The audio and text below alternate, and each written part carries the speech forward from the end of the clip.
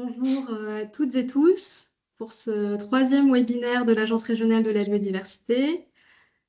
Je vous prie de nous excuser pour le léger retard. On a eu quelques problèmes techniques de connexion.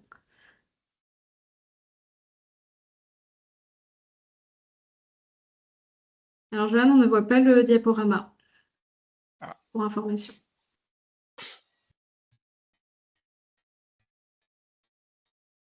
Oui, un grand merci aux habitués qui sont avec nous déjà depuis 3 semaines.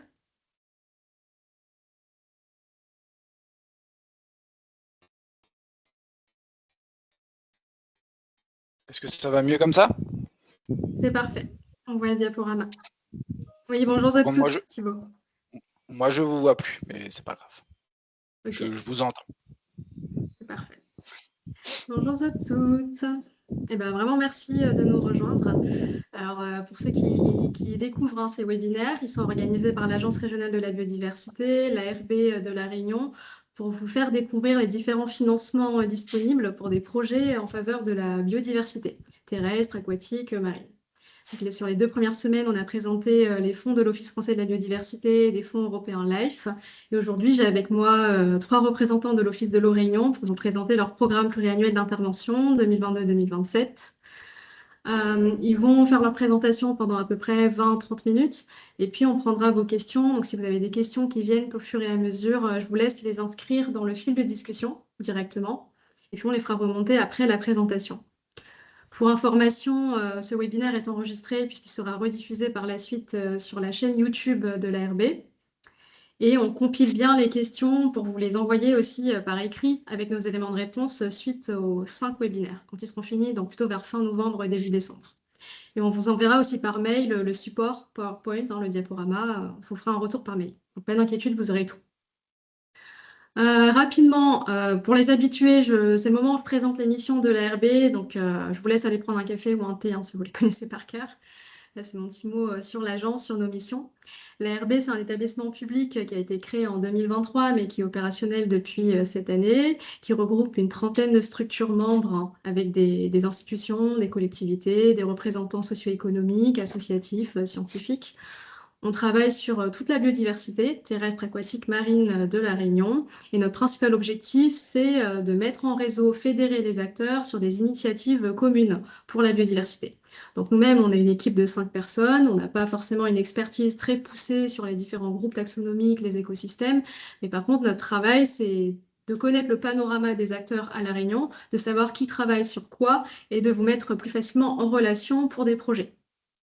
Et après, ça se décline en plusieurs missions. Donc, on anime un certain nombre de groupes de travail thématiques, de réseaux. Par exemple, un réseau sur les gestionnaires d'espaces naturels qui se met en place, un réseau des collectivités aussi, des communes et des intercommunalités, ou encore un groupe de travail sur le tourisme et la biodiversité. On a une mission de mobilisation donc pour aller sensibiliser la société, le grand public, les publics scolaires aux enjeux de biodiversité. On accompagne les projets, comme on le fait aujourd'hui, déjà pour vous faire connaître les opportunités de financement, pour vous apporter du conseil voilà, sur un premier cadrage de projet, les objectifs, les partenaires incontournables, les questions à se poser, pour vous orienter vers les financements qui sont les plus pertinents en fonction du projet. On a des programmes aussi de montée en compétences vers des acteurs cibles, les collectivités, les entreprises, les associations, pour lancer, impulser des démarches de biodiversité auprès de ces acteurs. On a une mission d'observatoire régional de la biodiversité, donc l'idée de construire, centraliser des études, des données, des connaissances pour faire des indicateurs sur l'état de santé des écosystèmes et appuyer les stratégies, les politiques publiques locales, régionales. Et après, on a une mission plus transversale, que je ne vais pas détailler, de rayonnement, de coopération au-delà de la Réunion, avec les territoires de l'océan Indien, évidemment, Maurice, Madagascar, Mayotte. On a peut-être des représentants de Mayotte d'ailleurs aujourd'hui. Et on a un réseau national aussi des ARB avec les autres régions. Tu peux passer, Joanne. Petit délai, ouais. Donc plus concrètement, voilà les actions qu'on mène sur le volet accompagnement des projets et des acteurs. On fait de la veille, on relaie sur notre réseau LinkedIn les appels à projets et les financements. On fait ce cycle de webinaire qui sera suivi fin janvier par un atelier en présentiel à La Réunion pour les porteurs de projets. Je vous disais, voilà, on conseille individuellement. On anime aussi un comité des financeurs. Donc là, c'est un réseau avec les principaux financeurs publics, hein, dont l'Office de l'eau d'ailleurs. Ce qui nous permet d'avoir une vue d'ensemble sur les financements, de pouvoir échanger sur des projets aussi. Et nous, on fait remonter des problématiques, des besoins de terrain des acteurs pour avoir ces discussions après plus au niveau régional. Et c'est quelque chose qui viendra plutôt l'année prochaine, mais on va lancer aussi des journées techniques avec des visites de terrain pour du retour d'expérience sur des projets concrets. Je ne m'étends pas plus. Je vous ai déjà expliqué nos publics cibles et je laisse la parole. Ah non, j'avais oublié, oui. Et quelques ressources générales. Quelques ressources générales, si vous montez un projet, bon, je vous invite à suivre le réseau de l'ARB, hein, LinkedIn, sur lequel on relaie toutes les infos qu'on va passer. Et là, il y a quelques liens que vous pourrez voir après quand vous aurez le support. Aide Territoire, c'est une plateforme qui recense les aides financières sur différentes thématiques, pas que environnementales.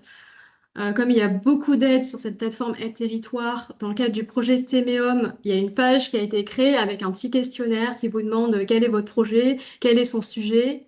Quel est votre statut? Est-ce que vous êtes un acteur public, une collectivité, une association? En fait, ça permet de filtrer déjà les aides qui vous concernent sur Aide Territoire. Donc moi, je vous conseille de passer d'abord par ce questionnaire. Et si vous ne trouvez pas votre bonheur dans les aides, là, de réélargir sur Aide Territoire d'une façon plus globale. Et après, je vous ai mis le lien vers la cartographie des initiatives biodiversité en Outre-mer. Là, c'est un portail sur lequel vous pouvez retrouver des projets déjà qui sont en cours ou qui sont finis. C'est pour vous inspirer et pour vous aider aussi à faire un état des lieux en fait, de ce qui a déjà été fait pour proposer un projet un peu différent. Parfois, c'est un critère dans les appels à projets. Et là, je crois que c'est bon, et donc je laisse la parole à l'Office de l'eau pour sa présentation. Bonjour à toutes et tous, bonjour à l'ensemble des partenaires et des acteurs du territoire qui sont réunis aujourd'hui. Donc pour ma part, je suis Johan Lebon, je suis le chef du service de la programmation et de la légalité au sein de l'Office de l'eau. Avant de vous présenter un petit peu l'Office de l'eau et nos missions, je voulais d'abord remercier l'ARB pour l'organisation de ces différents webinaires qui est un moment, je trouve, pertinent de partage du cadre d'intervention des financeurs auprès des acteurs du territoire, et remercier en particulier Maëlle qui pilote tout ça et qui apporte une plus-value intéressante à nos différents échanges. Donc voilà, donc juste vous indiquer que donc on va vous proposer une présentation à 3 voix, donc avec Madame Emeline Fiaval qui se présentera plus tard, mais qui s'occupe d'un sujet qui pour nous est essentiel, c'est la promotion de la citoyenneté de l'eau. Monsieur Mathieu Quitté, qui est le chef de l'Observatoire de la ressource en eau et des milieux aquatiques, donc qui s'occupe de l'étude et du suivi des milieux aquatiques. Et puis moi-même, donc Joanne Lebon, qui pilote ce qu'on appelle le programme pluriannuel d'intervention du bassin 2022-2027 que porte l'Office et qui ambitionne, en tout cas c'est l'ambition, c'est notre ambition, de faire de ce programme d'intervention un levier de dynamisation des projets, de vos projets, et notamment des projets en faveur de la biodiversité aquatique. Donc on va juste commencer pour peut-être rappeler qu'est-ce que l'Office, l'Office de l'eau. On est un établissement public local qui est rattaché au département, avec des missions qui sont cadrées par le Code de l'environnement, et en particulier une mission importante qui est la programmation des actions et des travaux du bassin, c'est-à-dire concrètement le financement des projets, des opérations qui se met en œuvre dans le domaine de l'eau et des milieux aquatiques.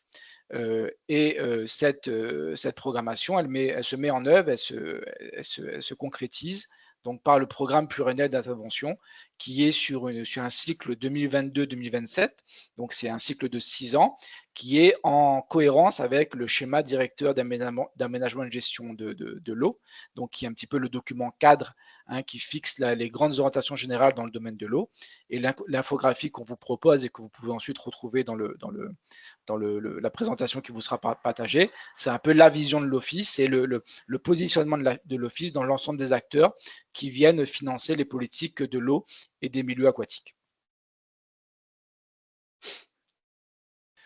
Donc, le programme pluriannuel d'intervention, je vous l'ai dit, c'est vraiment le plan d'action de l'Office. Et sur le cycle 2022-2027, on a un plan d'action qui est calibré à plus de 101 millions d'euros. il faut savoir que les principales recettes de l'Office proviennent des redevances d'usage de l'eau. C'est-à-dire ce sont des redevances que l'on paie à soi, qui ont un caractère fiscal et que l'on va percevoir donc en particulier sur la facture d'eau des abonnés d'assainissement collectif et des abonnés à l'eau potable. Donc, ce sont les principales recettes de l'Office. Donc, on a une autonomie financière qui est totale, puisque c'est vraiment, ce sont ces recettes qui sont de manière substantielle, qui constituent de manière substantielle les recettes de l'Office. Et on a deux modalités d'action, deux grandes modalités d'action. La première modalité d'action, ce sont des activités ou des projets qu'on va mener en maîtrise d'ouvrage ou en co-maîtrise d'ouvrage, c'est-à-dire ce sont des projets qu'on va réaliser nous-mêmes dans le cadre des missions qui nous sont octroyées par le Code de l'environnement. Donc là, on va être plutôt sur l'étude et le suivi des milieux aquatiques, donc c'est plutôt le suivi de ce qu'on appelle la directive 4 sur l'eau, qui, vous savez, fixe le bon état des milieux aquatiques. Et on va être sur des sujets en lien avec la gouvernance de l'eau et des milieux aquatiques, des sujets en lien avec la conscientisation, le concernement des Réunionnaises et des Réunionnais sur les différentes problématiques de l'eau. Et puis, on a un volet qui nous intéressera de manière un peu plus particulière lors de cet échange, c'est les aides financières. Donc, ce sont les subventions qu'on va apporter au territoire et qui donc ont une enveloppe. Les enveloppes sont de 61 millions d'euros donc sur ce cycle de 6 ans, répartis autour de 5 grands objectifs. Des objectifs, on va dire, qui traitent l'ensemble de la filière eau et milieu aquatique. On a un premier objectif qui concerne plutôt, et il vous sera présenté par Mathieu Quitté, véritablement la biodiversité aquatique. Comment restaurer le bon état, comment améliorer la connaissance en matière sur les milieux aquatiques. Un deuxième objectif, avec une idée globale, c'est d'avoir une gestion de l'eau optimale, une préservation optimale de la ressource en eau, avec une volonté, in fine, d'avoir une gestion intégrée de la ressource en eau à l'échelle des différents bassins versants. Les troisième et quatrième objectifs, sont destinés vraiment à ce qu'on appelle le petit cycle de l'eau, c'est-à-dire ce sont des opérations qui vont être menées par les services publics d'eau et d'assainissement, collectif et non collectif. Et le troisième, la cinquième thématique, le cinquième item, c'est l'aspect éco-citoyenneté. Donc c'est un enjeu qu'on considère comme émergent et que nos élus ont voulu vraiment mettre en exergue, mettre vraiment la primauté sur cet objectif et qui vous sera présenté de manière un peu plus détaillée par Emeline. Donc concrètement, ces 61 millions d'euros d'aide financière se mettent en œuvre à travers 30 fiches actions ou 30 fiches objectifs qu'on va tenter de vous détailler de manière un peu plus précise et qui sont donc au service de 5 grands objectifs avec in fine la volonté d'améliorer la gestion de la ressource en eau, d'avoir une vision intégrée et partagée de la ressource en eau, d'optimiser les usages durables de l'eau, d'assurer le traitement des pollutions et des effluents de manière la plus optimale possible et enfin de mettre le primat véritablement sur le citoyen parce qu'on considère que le premier acteur de l'eau à La Réunion, c'est bien les Réunionnaises et les Réunionnais. Et donc, il est pour nous important que les Réunionnais, les Réunionnaises soient vraiment au cœur de nos politiques publiques de l'eau telles qu'on souhaite les mener à l'Office de l'eau. Donc, juste avant de donner la parole à Mathieu, vous précisez peut-être les modalités de mise en œuvre, on va dire, de nos subventions, c'est-à-dire concrètement comment on fonctionne.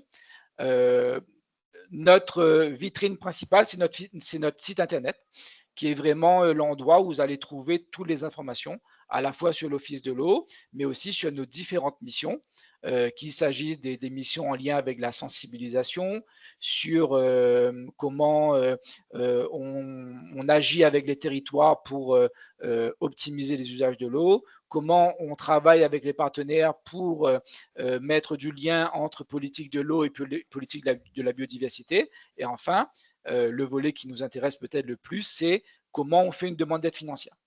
Et donc, concrètement, il y a cette possibilité d'aller donc sur le site de l'Office où vous trouverez l'ensemble des informations avec un séquençage, on va dire, opérationnel des demandes qui permet, dès le début du projet jusqu'à la fin du projet, d'avoir un véritable accompagnement.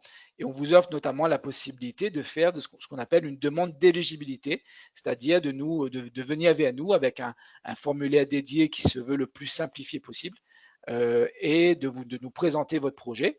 Et on vous donne déjà une orientation qui n'est pas contractuelle, mais qui est une orientation de décision, en tout cas d'éligibilité ou de non-éligibilité de votre projet, qui va vous permettre ensuite de solliciter l'aide financière. Ensuite, on a un temps d'instruction. On a ensuite une décision qui est opérée, qui est validée par notre conseil d'administration, puisque on est bien sur un établissement qui a un fort ancrage territorial. Je l'ai dit, ce sont concrètement les redevances, c'est l'argent des Réunionnais, mais qui est redistribué aux Réunionnais. Donc, on a vraiment un maillage local et territorial qui est pour nous dans notre ADN et qui est absolument important. Donc, les décisions sont prises au sein de notre conseil d'administration qui regroupe des élus locaux, mais aussi l'ensemble des parties prenantes, des partenaires dans le domaine de l'eau, qu'il s'agisse d'associations, de membres de la société civile, d'usagers de l'eau. Et donc, c'est vraiment quelque chose qui est essentiel pour nous. Et puis ensuite, vous avez des étapes de conventionnement et de paiement, avec aussi cette volonté, en tout cas, qui est la nôtre, d'être un facilitateur. En tout cas, le cadre d'intervention tel que nous vous le proposons, c'est d'être un facilitateur dans la mise en œuvre de vos différents projets. Je passe la parole à Mathieu, s'il est d'accord, pour vous présenter l'objectif 1 sur les milieux aquatiques.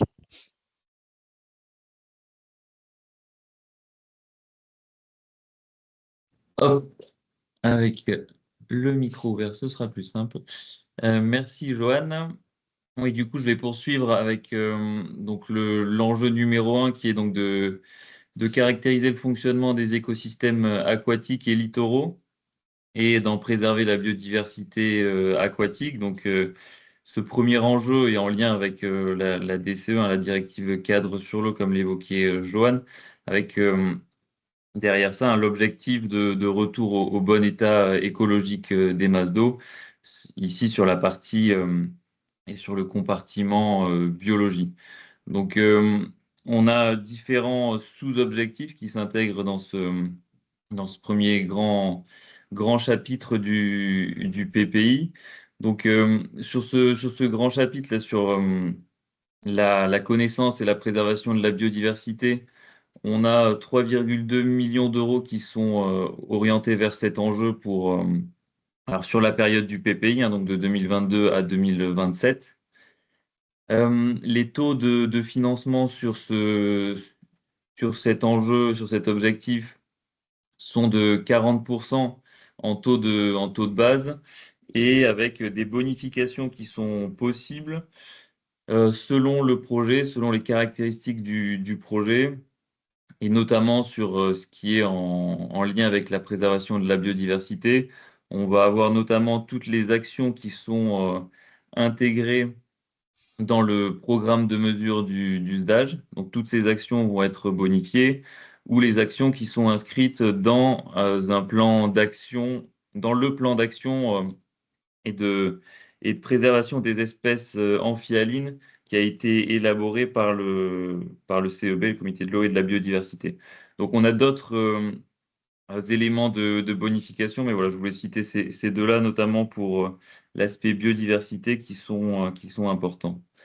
Le plafonnement des dépenses sur cet enjeu sont de 500 000 euros, hormis pour l'objectif 1.3 là, qui est reconquérir la continuité écologique, où on a une éligibilité qui va jusqu'à 2 millions d'euros, puisqu'on est sur des projets qui peuvent être d'importance, notamment pour l'aspect arasement de seuil, etc. Je détaille les différents sous-objectifs. Donc, on a l'objectif 1.1 qui est de planifier la préservation de la biodiversité aquatique. Donc ici, on va avoir tout ce qui est état des lieux, diagnostics territoriaux, schéma directeur, plan d'action, plan de gestion des milieux aquatiques. Donc tous ces éléments sont finançables et intégrés dans cet objectif 1.1, à l'exclusion de tout ce qui est études d'impact. Là, on va pas, c'est des éléments qu'on ne va pas financer dans le cadre de cet objectif. Ensuite, on a l'objectif 1.2 qui est sur l'amélioration de la connaissance sur les espèces aquatiques et sur le fonctionnement des écosystèmes. Donc ici, on va être sur toutes les études d'amélioration de la connaissance, que ce soit sur les cycles de vie des espèces, sur des études avec notamment les études de DMB, débit minimum biologique, et d'amélioration globalement de la connaissance sur les écosystèmes aquatiques. L'objectif 1.3, je l'ai évoqué, donc reconquérir la continuité écologique. Donc là, c'est tout ce qui va être effacement, arasement de seuil ou des travaux en lien avec des passes à poissons, l'amélioration de dispositifs de passes à poissons.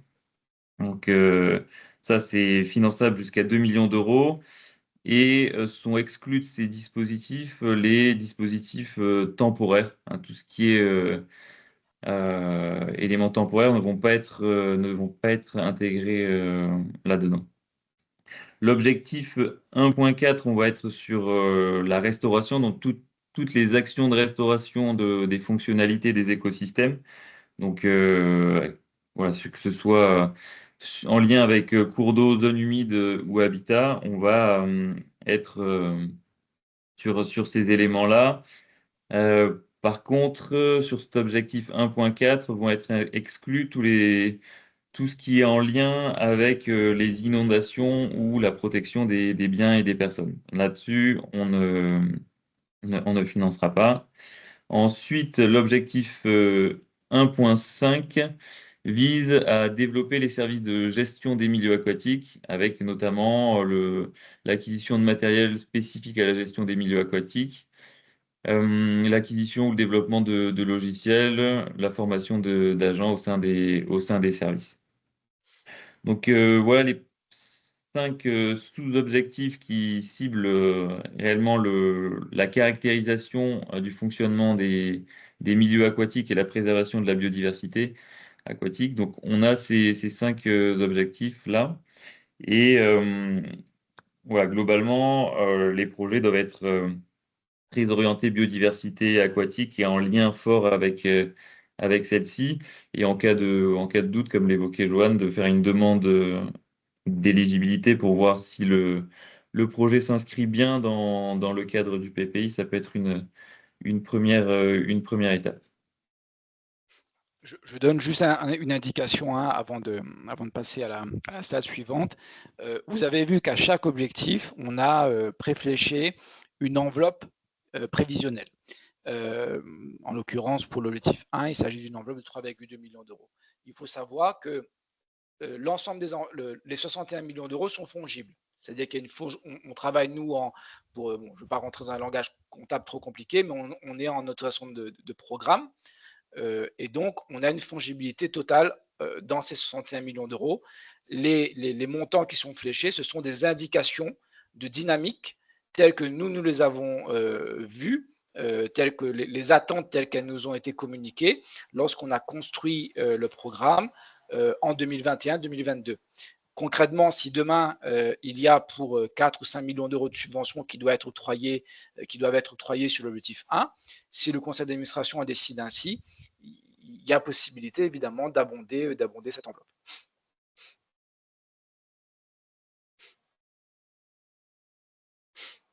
Oui, deux exemples rapidement de projets qui ont été financés dans le cadre de cet objectif 1. Donc, on a une étude, donc vraiment là sur l'amélioration de la connaissance, hein, donc étude sur les populations de poissons plats à Coulia qui a été déposée par la Fédération de pêche de la Réunion, donc une aide financière de 70 000 euros qui avait été accordée. et récemment un financement d'un projet de démantèlement d'ouvrages de prélèvement d'eau à l'entre-deux, déposé par la CASUD pour une aide financière de 157 000 euros. Voilà le type de projets qui peuvent s'inscrire dans ce cadre de financement-là.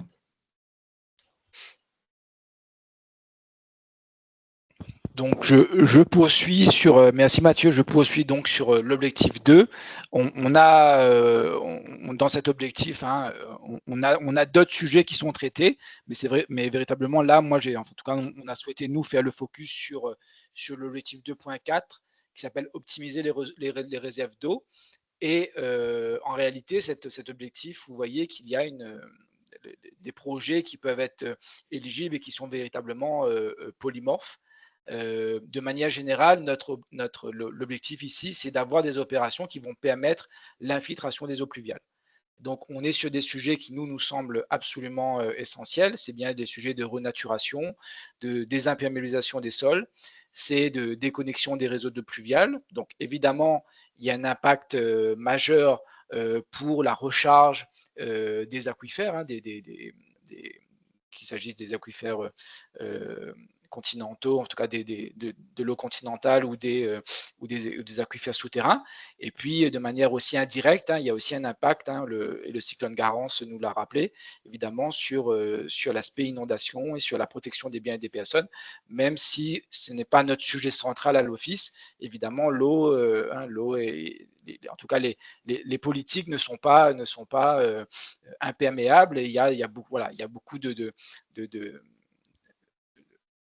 partage dans ces différentes politiques. Et donc ça, ce sont des sujets qui nous intéressent.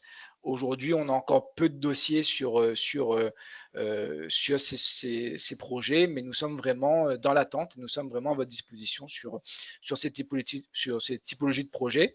Je vais essayer de vous présenter, donc, par exemple, un projet qui nous est arrivé et qui nous semble, nous, extrêmement pertinent, qui a été déposé par la commune de Petite-Île, hein, qui a souhaité donc améliorer l'infiltration des eaux de pluie sur un parking qui, je crois, c'est un parking d'école. Et donc, vous avez une photo de l'avant et du maintenant. Et vous voyez que voilà, il y a cette volonté, je crois, aujourd'hui des communes aussi de changer l'aménagement de leur territoire. Et l'Office de l'eau souhaite évidemment vous accompagner et prendre toute sa part dans ces aménagements de territoire qui vont aujourd'hui évoluer. Est-ce que, Maëlle, on voit toujours, c'est toujours dynamique chez vous? Oui, oui, oui. Ok. J'avais une question qui disait image bloquée, donc je ne savais pas si c'était en lien avec la présentation. Non, chez moi, ça Donc, marche. voilà l'exemple. Je vois les diapos défiler. Donc voilà les exemples de projets en tout cas qui nous intéressent et qui peuvent être en tout cas financés. On a aussi sur cet objectif-là, j'en parle de manière très brève, hein, c'est tout ce qui concerne ce qu'on appelle nous les zones non conventionnelles, et notamment la récupération d'eau de pluie, qui, on pense, de manière historique, était un moyen aussi d'avoir de l'eau à disposition lorsque notamment il y avait des coupures ou des périodes de sécheresse. Et qu'on souhaite, nous, redynamiser, en tout cas, pouvoir accompagner les pétitionnaires ou les acteurs qui mettraient en œuvre ce genre de projet. Et on a déjà accompagné un certain nombre de projets sur le Nord, sur Salazie, qui contribuent à récupérer des eaux de pluie, notamment par le biais des eaux de toiture. Je passe la parole à Emeline Firval, si tu es d'accord, Emeline. Oui, c'est bon. Merci, Johan. Donc, moi, je vais vous parler de l'objectif 5, développer la citoyenneté pour l'eau et la biodiversité aquatique. Donc, c'est un objectif qu'on a mis en place au 1er janvier 2025 et qui s'adresse principalement aux associations, mais on a également fait le choix de laisser ouvert à d'autres bénéficiaires tels que les collectivités ou encore les entreprises. L'enjeu de cet objectif, c'est vraiment de mettre le citoyen au cœur des actions, donc les plus jeunes et les moins jeunes, pour la préservation des milieux aquatiques et de la biodiversité aquatique. On a une enveloppe de 500 000 € qui est dédiée à cet objectif et la particularité de cet objectif par rapport aux objectifs 1 et 2, comme vous l'ont présenté mes collègues, c'est qu'on a un taux d'intervention de base de 75% des dépenses éligibles. Et on peut aller jusqu'à donc 85% des dépenses éligibles si le projet est co-construit avec d'autres acteurs du territoire. Bien entendu, lors de l'instruction du dossier, on sera attentif aux éléments qui permettent de justifier donc cette co-construction. Donc, on attendra des comptes rendus de réunion, par exemple. Pour ces 3 objectifs, le plafonnement des dépenses éligibles est de 50 000 €. Donc, si jamais le coût de votre projet dépasse 50 000 €, ben, on plafonnera à 50 000 €, puis on mettra le taux d'intervention de base sur ces dépenses éligibles de 50 000 €. Et si jamais votre coût de projet est inférieur à 50 000 €, eh ben, on appliquera le taux de subvention sur le coût du projet. Donc, 3 sous-objectifs qui vous sont présentés aujourd'hui et qui sont, je pense, les objectifs qui vont vous intéresser le plus. Donc, objectif 5.1, sensibiliser aux enjeux de l'eau. Donc, on va accompagner des projets de sensibilisation au grand public. Donc, la création de supports physiques, par exemple, la création de jeux de cartes, de panneaux de sensibilisation. Des supports numériques comme la réalisation de spots vidéo ou de campagnes de sensibilisation, ou encore des supports artistiques. Donc, par exemple, on a eu la création d'une pièce théâtrale. Voilà, donc on est vraiment tourné vers des actions qui visent à sensibiliser tout public aux enjeux de la préservation des milieux aquatiques, de la biodiversité aquatique et la gestion des ressources en eau. Le deuxième objectif 5.3, former les citoyens de demain à une gestion durable et concertée de l'eau. Donc là, on vise les associations qui souhaitent mettre en place des actions au sein des milieux scolaires, périscolaires et extrascolaires. Et une condition pour demander une subvention sur cet objectif-là, c'est d'avoir les autorisations ou l'aval des inspecteurs ou inspectrices des circonscriptions des écoles. Le dernier objectif 5.4, améliorer l'état des milieux aquatiques dans le cadre de projets citoyens. Donc, pour cet objectif, on vise le passage à l'action des citoyens à travers des opérations d'observation, de nettoyage, de replantation. Donc, tout ce qui contribue à améliorer la fonctionnalité et l'état des milieux aquatiques. Voilà. Joanne, tu peux passer à la diapositive d'après, s'il te plaît. Juste une petite précision, donc Emeline l'a justement dit hein, sur l'objectif 5.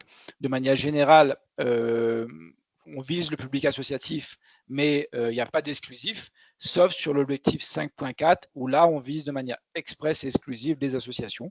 Donc, on attend bien, donc, comme pétitionnaire, comme porteur de projet, comme maître d'ouvrage, les associations donc, qui interviendraient donc, sur un milieu aquatique pour améliorer de manière générale son état et la faune et la flore en lien avec ce milieu aquatique.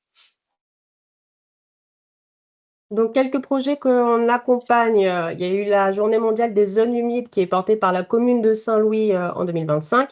Donc, c'était une action de sensibilisation aux enjeux de la préservation des zones humides, enfin, de la zone humide de l'étang du Golfe, afin de favoriser les bons comportements sur ce site. Donc, il y a eu 2 demi-journées d'action qui ont été réalisées, où une première journée à destination du grand public et une autre à destination des plus jeunes.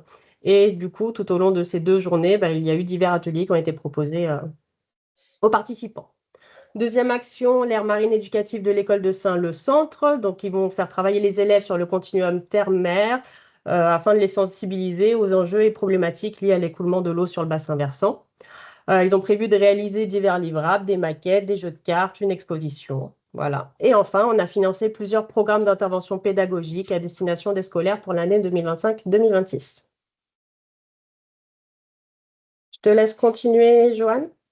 Oui, donc on passe sur une dernière slide, je crois, et je crois que ça a été l'une des questions qui a été posée par un participant, c'est de savoir concrètement combien il reste d'argent. Je pense que c'est un élément qui est évidemment central. Donc je vous l'ai dit, 61 millions d'euros. À ce jour, on a attribué, on va dire un peu moins de 32 millions d'euros. Pour être tout à fait juste avec vous, on a un conseil d'administration début décembre. évidemment, les décisions ne sont pas encore prises, mais on aurait encore 5 millions d'euros d'engagement. Donc voilà, on serait plutôt aux alentours de 37 millions d'euros engagés si les décisions, en tout cas les instructions telles que nous les avons faites et proposées, sont validées par notre conseil d'administration. Et donc, il resterait, là, à ce stade, 29 millions d'euros, moins 5 millions d'euros. Donc, il resterait un peu plus de 20 millions d'euros pour 2026 et 2027. Vous voyez aussi, ce qui est intéressant, c'est la dynamique des enveloppes. Je l'ai dit, nos principales redevances, nos principales recettes sont perçues par la facture d'eau, sur la facture d'eau. Concrètement, c'est les usagers, c'est les abonnés des services publics d'eau et d'assainissement qui financent de manière substantielle le PPI que l'Office porte. Et donc, vous voyez que de manière pragmatique, il y a un retour sur investissement dans la mesure où c'est bien aujourd'hui les services publics d'eau et d'assainissement qui sont les principaux bénéficiaires des aides de l'Office. Ce qu'on constate aussi, c'est qu'on a un recul, en tout cas, on a des engagements qui sont moindres par rapport à ce qu'on espérait sur l'objectif 1 et sur l'objectif 2. Sur l'objectif 1, on aurait un gros projet qui s'est présenté donc, au prochain conseil d'administration. Je ne peux pas en dire plus parce qu'il n'est pas encore validé, mais un projet sur lequel on interviendrait de manière vraiment substantielle, et donc le montant des engagements va augmenter un peu. Mais ces deux objectifs restent quand même un petit peu en retrait par rapport à ce qu'on prévoit, à ce qu'on prévoyait. Et sur l'objectif 5, il y a une vraie dynamique du territoire qui se met en place. On a vraiment de nombreux contacts avec beaucoup d'associations, beaucoup d'écoles qui souhaitent porter de nombreux projets. Il y a un vrai besoin du territoire, il y a une vraie attente des territoires, et ça se concrétise par la mise en œuvre de projets, donc une vraie émulation qui se concrétise, qui se matérialise véritablement aussi par des projets qui nous arrivent et qui sont évidemment accompagnés. Voilà ce que je voulais vous dire sur l'état d'avancement de ces 61 millions d'euros. Et évidemment, ces enveloppes sont à votre disposition pour contribuer de manière optimale, efficiente à la réalisation de vos projets. À l'Office de l'eau, on se marie avec l'ensemble des partenaires. Pour nous, un enjeu central, c'est bien la programmation, améliorer la programmation des actions et des travaux. C'est-à-dire comment on coordonne les financements pour que l'ensemble des financements, donc l'agrégation de l'ensemble des financements, puisse véritablement faire sortir les projets et créer un vrai effet levier par rapport aux opérations, aux actions qui sont mises en œuvre au sein de vos territoires, au sein de vos associations. Je te laisse la parole, Maëlle, peut-être. Oui. Merci beaucoup à tous les trois pour votre présentation qui était vraiment claire. Alors, on a plusieurs questions. Les toutes premières, je crois qu'on y a répondu ensuite parce que sont arrivées en début de présentation et que vous les avez traitées par la suite. C'était est-ce qu'il est possible de faire des travaux en milieu aquatique? Bon, vous avez donné des exemples avec par exemple le démantèlement à l'entre-deux. Peut-être une question en rapport avec, c'est est-ce que vous financez aussi l'entretien, la gestion régulière sur un cordon dunaire qui permet de maintenir un corridor fonctionnel entre un étang et la mer? Maëlle, est-ce que je peux arrêter le partage ou tu veux que je le garde? Je veux bien que tu le gardes, sauf si Ok. tu Non, il n'y a pas de es plus problème. à l'aise. Ouais. Non, il n'y a pas de problème. Non, mais c'était pour essayer de répondre aux questions de manière la plus précise possible et en Ouais. regardant notre cadre d'intervention, le cas échéant. Mais il n'y a D'accord. pas de problème, les collègues pourront évidemment vérifier ça en même temps. Est-ce que tu veux que je répète la question, du coup? Alors, sur les travaux d'entretien, c'est plutôt des éléments qui sont pas éligibles. On va plutôt être sur des travaux de restauration de type investissement sur une intervention plus ponctuelle, hormis des éléments qui seraient intégrés dans un plan de gestion. Mais en tout cas, sur tout ce qui est entretien, c'est bien des éléments qui sont non éligibles, et on sera plutôt sur des interventions ponctuelles de restauration. Je ne sais pas si tu veux compléter, Joanne. Oui, c'est bien ça, c'est les entretiens réguliers qui ressemblent en fait à du fonctionnement ne sont de manière générale pas éligibles. Après, si on est dans un cadre, on va dire, plutôt de plan d'action, de plan de gestion, de programmation, et cetera, et qu'il y a, une typologie d'action qui doit être mise en œuvre et qui concerne, cette typologie de projet, évidemment, le cas échéant, ça s'instruit, quoi. On peut regarder. Il faut savoir, à l'office, de manière générale, nous, on finance plutôt les projets. Ça ne veut pas dire qu'on ne peut pas financer, par exemple, des ETP. On peut financer des ETP à condition que ces ETP soient mis en œuvre dans le cadre d'un projet et il y a un livrable qui peut être une étude, qui peut être un rapport, qui peut être des travaux. Mais il faut qu'il y ait un livrable, on va dire, tangible pour qu'on puisse financer les ETP. Donc, il y a la possibilité de financer des ETP, financer de la régie, mais qui doivent être au service d'un projet, d'une opération. D'accord, merci pour les éléments. Je rebondis là-dessus, puisque tu dis que vous pouvez financer des ETP. Quelqu'un a demandé si vous financez aussi de la recherche et développement, enfin du temps humain du coup passé pour réfléchir à un projet sur la filtration de polluants en amont de bassin, donc avant que la pollution arrive dans la masse d'eau, effectivement.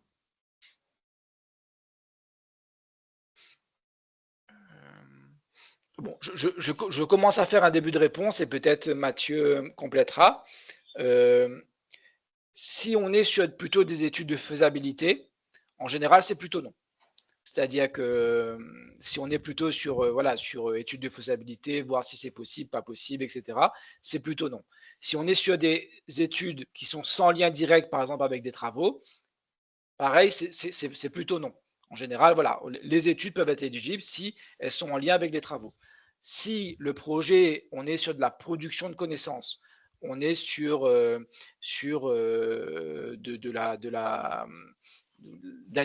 état des lieux ou l'amélioration de connaissances par rapport à ces sujets, là, de la même manière, il faut regarder. Il faut qu'on aille regarder le projet et voir concrètement de quoi il s'agit et comment on peut l'intégrer, en sachant que, comme je l'ai dit en préambule, on a aussi la partie régie co-maîtrise d'ouvrage qui peut être mobilisée. C'est-à-dire qu'aujourd'hui, l'Office de l'eau est engagé dans un certain nombre de partenariats de recherche et développement avec des acteurs du territoire. Et donc là, on va être plutôt sur cette partie-là. Mais on n'est pas financeur, on est commaître d'ouvrage, on est partenaire.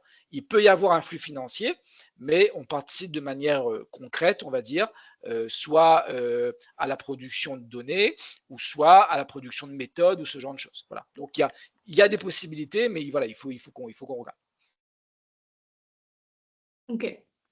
Bon, une question plus Oui, classique sur les cofinancements. Ah, pardon, tu voulais compléter. Je te non, laisse. je pense sur cette dernière question, on a j'avais plus le chiffre en tête, mais c'est l'objectif 2.3 qui est vraiment sur cette thématique, hein, de maîtriser l'utilisation des substances polluantes, les masses d'eau. Donc, ça pourrait s'intégrer dans ce cadre-là, notamment effectivement sur des études améliorant la compréhension de certains phénomènes, de certains flux de polluants vers les masses d'eau. C'est des éléments qui peuvent s'intégrer. Et donc là, pour le coup, en aide directe. Après, sur l'aspect co-maîtrise d'ouvrage et ces éléments-là, c'est des choses sur lesquelles on va ponctuellement sur des sujets bien, enfin, précis et sur lesquels on s'implique, car très proche des éléments de la DCE et très proche de ces sujets-là, quoi. C'est des choses sur lesquelles on va plus, c'est plus ponctuel, quoi, on va dire. Ok. Une question sur les cofinancements. Qu'est-ce qui est possible et plutôt qu'est-ce qui est impossible? Quels sont les maillages qu'on ne peut pas faire en cofinancement? Alors, aujourd'hui, tous les cofinancements sont acceptés. C'est-à-dire, je l'ai dit, hein, pour nous, là, il y a un enjeu central, c'est bien de la coordination des financements.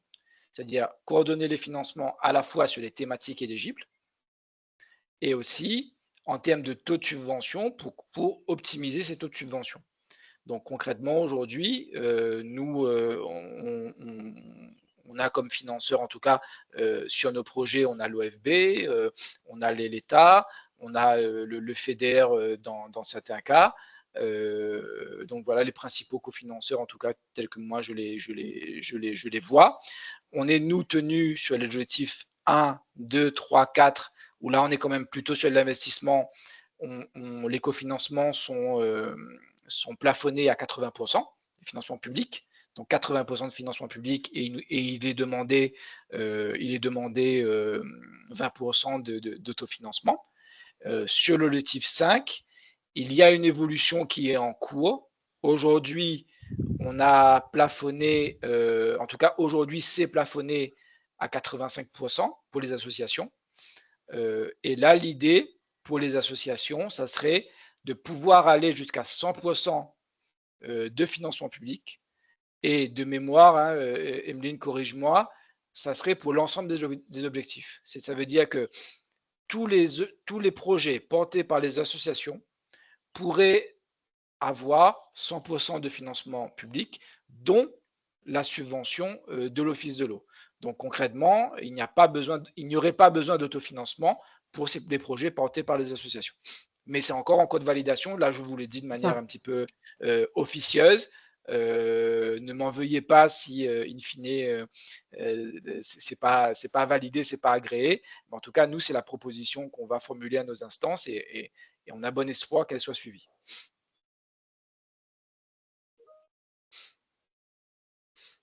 Il y a eu dans le fil de discussion une précision sur la question d'avant. Je vous laisserai la regarder et répondre par écrit pendant qu'on traite les autres questions.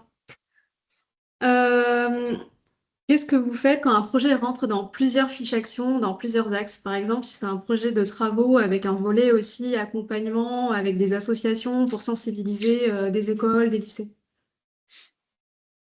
Et qu'on est par exemple à la fois dans la fiche action 2 et dans la fiche action 5. Tu vois. Alors, je ne l'ai pas dit, mais je pense que c'est important de le dire. Les projets, d'abord, pour être éligibles, ça doit avoir commencé au 1er janvier 2027, au 1er janvier 2022, pardon, 1er janvier 2022, et s'achever au plus tard au 31 décembre 2029, soit 2 ans après la fin du cycle de gestion, la fin du programme. Et autre condition, c'est qu'évidemment, ces dossiers doivent concerner substantiellement le domaine de l'eau et des milieux aquatiques. Vous allez me dire, mais substantiellement, ça veut dire quoi? C'est pas pour nous une analyse purement mathématique, quoi. C'est-à-dire qu'il faut évidemment que ça concerne l'eau et les milieux aquatiques, mais si ça peut aussi concerner des domaines qui sont connexes, évidemment, on regarde le dossier et on voit si on peut le financer ou pas. Et de la même manière, si on est sur un projet qui concerne plusieurs objectifs, on va essayer, en tout cas nous c'est notre volonté, d'optimiser aussi la subvention et à la fois de regarder quelle est la substantialité du projet, c'est-à-dire quel est l'objectif prépondérant sur lequel on va pouvoir le rattacher.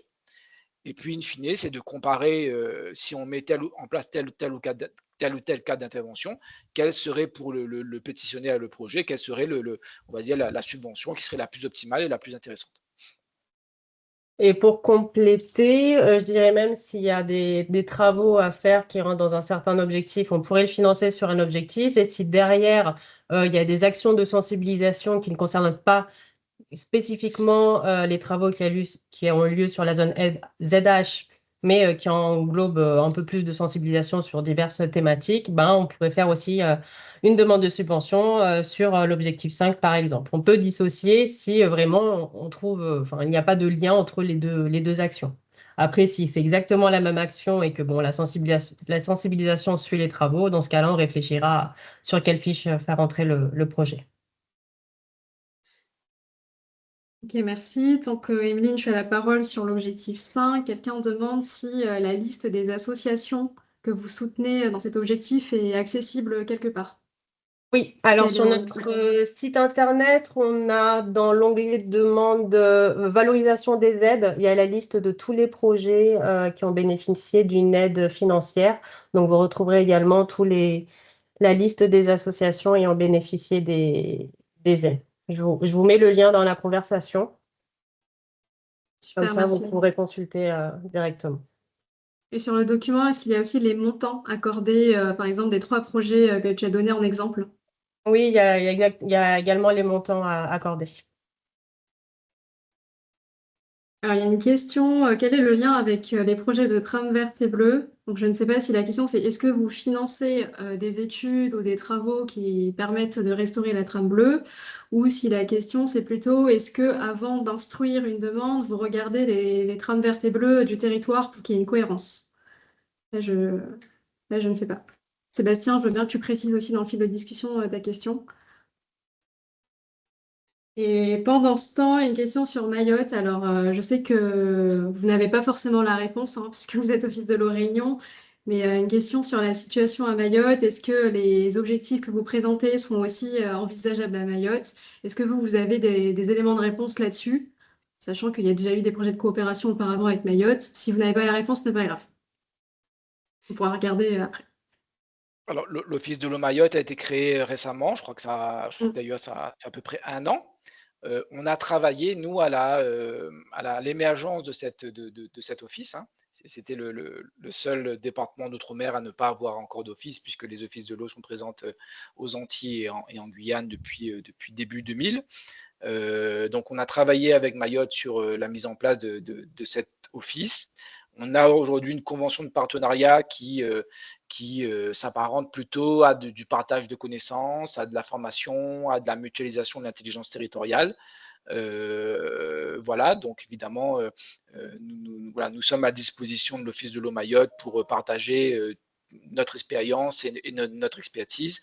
Après, je pense que moi, je ne connais pas bien le territoire de Mayotte, mais je pense qu'ils ont aussi leur spécificité. Il y a probablement aussi des points, en tout cas des enjeux réunionnais qui sont partagés par nos amis mahorais.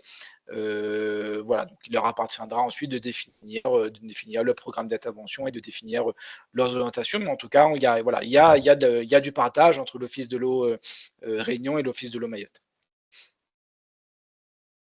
Ok, merci. Donc après, je reviens sur la question trame verte et bleue. Donc c'est les deux. Voilà, il y a les deux questions. Est-ce que vous soutenez bien des projets de trame verte et bleue? Et est-ce que vous regardez la cohérence des projets qui sont proposés avec les trames vertes et bleues des territoires? Alors, je dirais que sur la cohérence, en tout cas, c'est des éléments qui seront valorisés dans l'analyse technique. Ce n'est pas un critère qui est euh, identifié en tant que tel dans le règlement du PPI ou qui est indispensable à notre analyse et à notre cadre d'intervention, mais de fait, c'est des éléments qui seront forcément valorisés dans notre analyse technique. Donc ça, pour un des points de vue. Après, est-ce qu'on finance des travaux ou des interventions sur les trames vertes et bleues? Je dirais oui et non, hein. Si on est sur de la trame verte qui est assez éloignée des sujets eau et biodiversité aquatique, là, ça va être hors de notre champ d'intervention.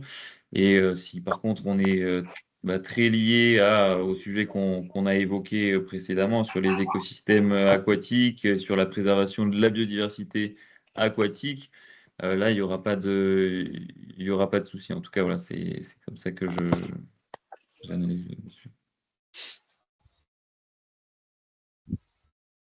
Sauf sur de l'infiltration. Ah oui, parce que vous avez présenté l'objectif 2 avec des projets d'infiltration des eaux pluviales. Oui. On a eu un questionnement récemment sur le dialogue territorial. En fait, le besoin de mieux échanger entre acteurs dans un même bassin versant, acteurs publics, acteurs agricoles, usagers. Est-ce que des actions comme ça de dialogue territorial peuvent être éligibles au programme? Et en fait, je pose la question aussi parce qu'on a des collectivités parmi les participants qui ont la compétence GEMAPI et qui pourraient être intéressées aussi. Voilà.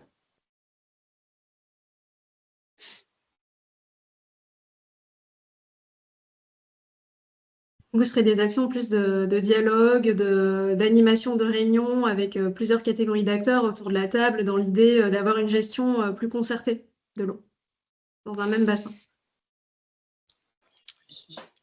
Il faut voir quel est le livrable. Ça, Là, oui, c'est possible, mais voilà, il faut voir quel est le livrable. je dirais qu'on prendrait plutôt notre autre casquette et pour le coup, là, l'office de l'eau, ça fait partie on va dire de ces actions aussi que d'accompagner les acteurs de l'eau dans les échanges et dans la coordination. Donc là, pour le coup, en tant qu'office de l'eau, on souhaiterait être plutôt partie prenante à ces échanges plutôt qu'à des études. En tout cas, c'est des sujets qu'on commence également à prendre en main sur ces sujets de besoin de concertation, d'échanges complémentaires, notamment sur certains sujets, l'Office de l'eau met en place des réseaux d'acteurs, justement pour améliorer les échanges et la formation des acteurs du territoire sur certains sujets, sur l'eau, sur l'assainissement, etc.